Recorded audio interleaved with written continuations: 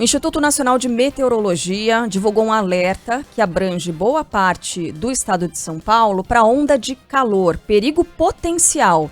Isso porque as temperaturas podem chegar aos 39 graus nos próximos dias, vai ser um fim de semana de muito calor e a desidratação é um risco real para quem está no estado de São Paulo nesses próximos dias. Já a partir de hoje, hein, tem que tomar cuidado. Então, por isso, a gente está em contato com o Dr. Pedro Puccinelli, que é médico do esporte, doutorado em Fisiologia do Exercício pela Unifesp, e vai ajudar a gente a se prevenir, né, doutor, da desidratação. Bom dia para o senhor, obrigada por nos atender.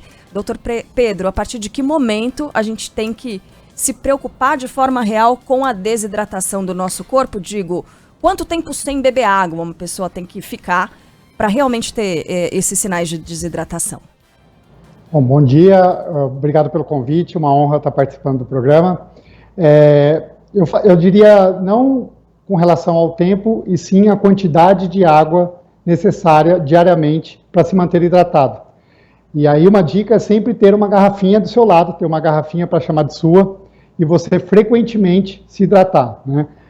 Se fala aí uma quantidade mínima de 2 litros até 3 litros de água por dia para você se manter bem hidratado. E aí quando a gente fala agora, principalmente nesse final de semana que nós temos esse alerta, atenção redobrada para essa questão da hidratação. Agora, 2 litros espraiados pelo dia, né, doutor? Não adianta acordar, virar um galão de água e pronto, agora estou hidratado para o dia inteiro. Aliás, isso faz mal, né? Beber muita água, um volume muito grande num espaço de tempo curto. Exato, essa é a ideia. A ideia é distribuir essa quantidade ao longo do dia, principalmente no período até o fim da tarde, né? Então, distribuir principalmente ali antes de anoitecer, porque é onde a gente tem as maiores temperaturas e é onde a gente necessita de hidratação, porque o corpo ele faz um trabalho grande para manter a temperatura interna bem equilibrada. E aí a gente perde bastante água pela respiração, pela urina e também pelo suor. Doutor, olha a festa. Aí, a festa. Doutor, a gente chamou o senhor de Pedro Puccinelli, mas eu tô lendo no seu jaleco, Paulo Puccinelli. Isso, é Paulo, me desculpa, nossa lista estava errada, então a gente pede perdão. Doutor Paulo Puccinelli, médico do esporte com doutorado em Fisiologia do Exercício pela Unifesp. Tô suando aqui, ó, desidratada já. De vergonha do água, Dr. Paulo. Suando de vergonha. Doutor Paulo, o corpo tende a ficar mais quente, né, no calor extremo. Beber água gelada é muito gostoso, mas é recomendável para a saúde? Sim, é recomendável e, inclusive, é aconselhável, exatamente pela essa sensação de frescor e também porque ajuda nessa questão do controle da temperatura corporal. No fim das contas, o que a gente quer mesmo é que o nosso corpo se mantenha numa temperatura ótima para o bom funcionamento geral. Então, a gente tem ali reações químicas dentro do nosso corpo que dependem de uma temperatura ótima. E quando essa temperatura eleva muito, por exemplo, em dias mais quentes, é necessário que a gente se hidrate para que a gente consiga reequilibrar o corpo, para que a gente tenha um bom funcionamento e não sobrecarregue o sistema como um todo. Já tem pergunta de ouvinte chegando por aqui, fica o convite para você que está acompanhando a programação da Band News. Tem dúvidas, manda que a gente repassa para o doutor Paulo aqui no ar.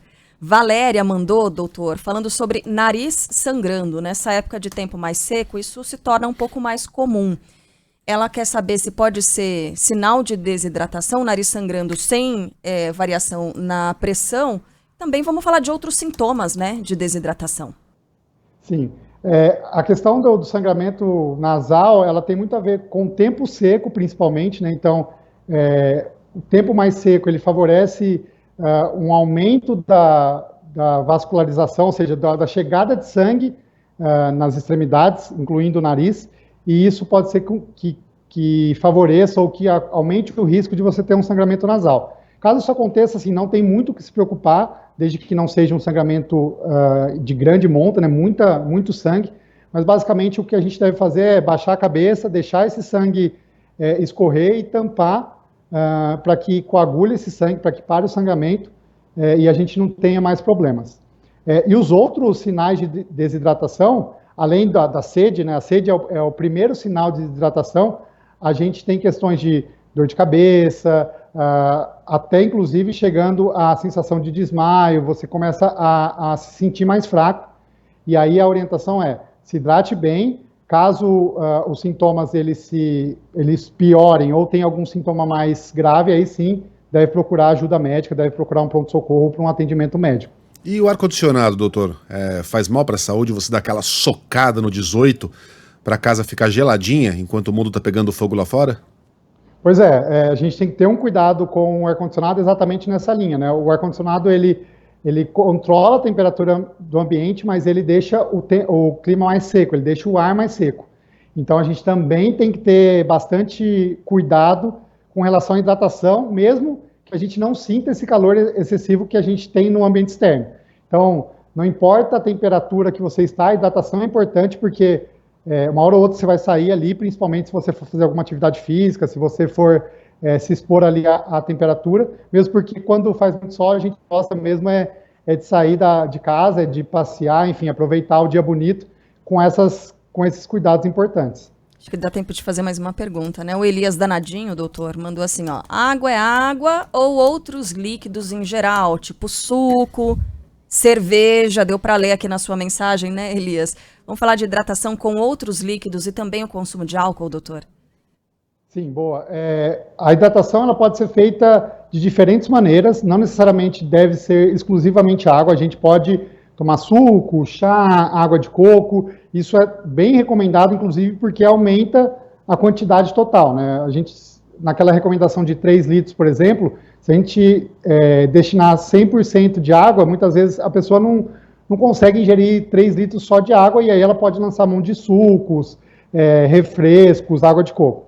Com relação ao álcool, a gente tem que ter um pouco de cuidado, porque o álcool ele tem um efeito no nosso corpo de aumentar a nossa diurese, as nossas idas ao banheiro, o número de vezes que a gente vai fazer xixi. Então, o álcool em si, ele apresenta um risco de desidratação. Por isso, se você, no final de semana, for tomar sua cervejinha, for tomar algo alcoólico, você também tem que se hidratar. Então, nada mais legal do que você combinar os dois. Pode tomar sua cervejinha, o que você está acostumado, mas sempre com algo para se hidratar do lado. Então, um pouquinho de cerveja, um pouquinho de água, acho que não faz mal e até evita aí exageros. Bem rapidinho, não sei...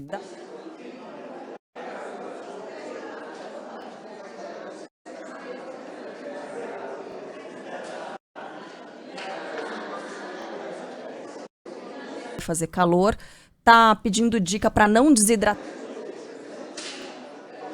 Fazer alguma coisa antes também, né? Ótimo.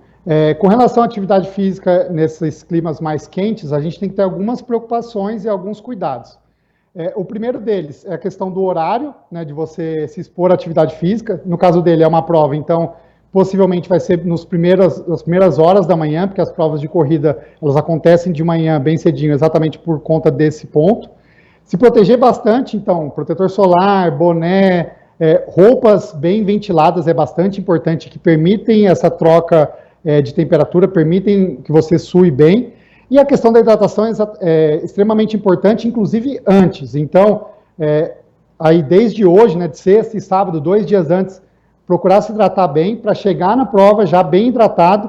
E aí, ao longo da prova, essas provas de corrida, elas disponibilizam de lugares para você beber água. Então, tem pontos de hidratação. Então, passar esses pontos de hidratação com mais calma, diminuir um pouco a velocidade, ingerir bastante água, porque aí no final você vai conseguir entregar a prova num ritmo bom, que é o ritmo planejado. Perfeito. Doutor Pedro Puccinelli, não, tô brincando. Doutor Paulo Puccinelli, médico do esporte, com doutorado em Fisiologia do Exercício pela Unifesp. Doutor, muito obrigada pelas informações, por ajudar aqui os nossos ouvintes. Bom trabalho para o senhor e até a próxima. Muito obrigado, bom trabalho para vocês.